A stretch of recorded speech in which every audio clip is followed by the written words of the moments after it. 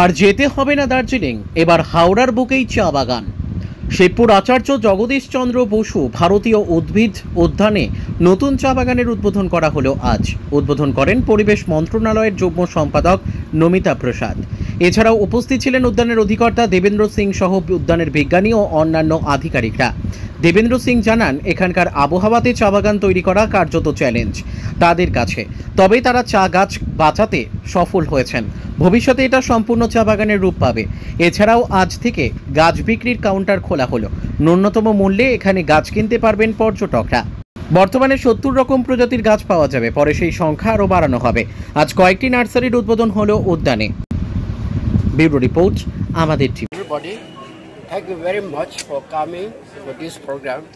We're indeed very grateful to our Joint Secretary, Namita Prasad. Madam has come here from all the way from Delhi. And also on this special occasion, you have seen already in the morning what so many things has been inaugurated. And those are some of the new initiatives taken by this garden.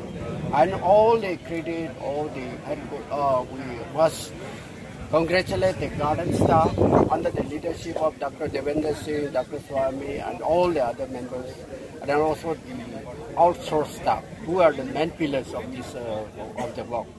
And then also the different sections we are trying to open up is that this garden is known for the history.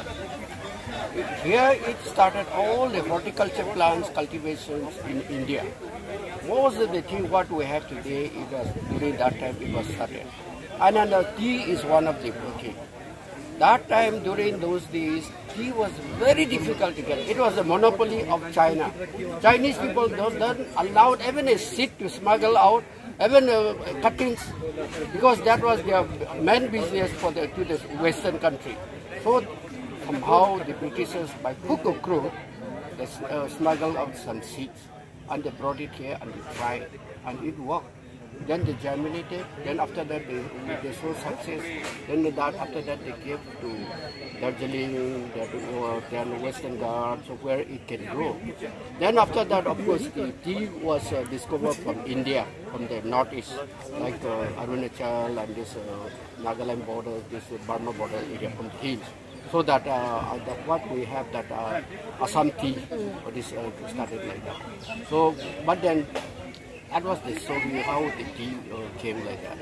And then now, of course, we created this garden just to create awareness among the students and the youngsters how the story of tea came. I mean.